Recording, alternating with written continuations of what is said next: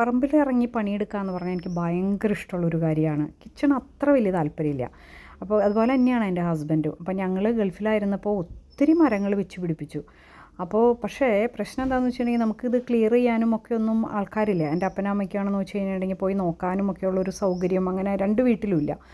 അപ്പോൾ അങ്ങനെ പറമ്പ് മുഴുവൻ മരങ്ങളൊക്കെ ഭയങ്കര വലുതായി, റംബൂട്ടാനൊക്കെ ഒത്തിരി വലുതായി. പക്ഷെ അന്ന് കായൊന്നും കിട്ടാണ്ടായി, പുല്ലുകൊണ്ട് നടക്കാൻ വയ്യ.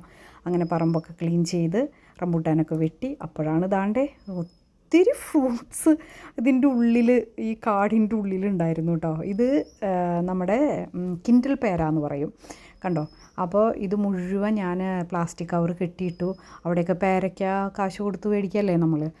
ഇത് കണ്ടപ്പോൾ ഭയങ്കര സന്തോഷമായി. ഇതൊക്കെ മുന്നേ എപ്പോഴൊക്കെയോ കെട്ടിയിട്ടതാണ്. എൻ്റെ അമ്മയ്ക്കൊന്നും ഇങ്ങനെ നടന്നു പോയി, ഒത്തിരി കാടൊക്കെ അല്ലേ, അപ്പോൾ അതുകൊണ്ട് പേടിയാണ് നടക്കാനായിട്ട്.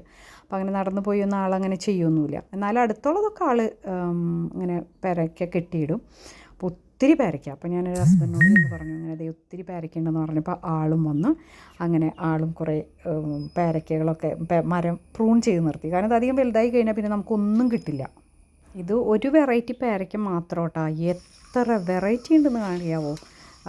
പേരയ്ക്കയുടെ വിശേഷങ്ങളുമായിട്ട് വീണ്ടും വരാം.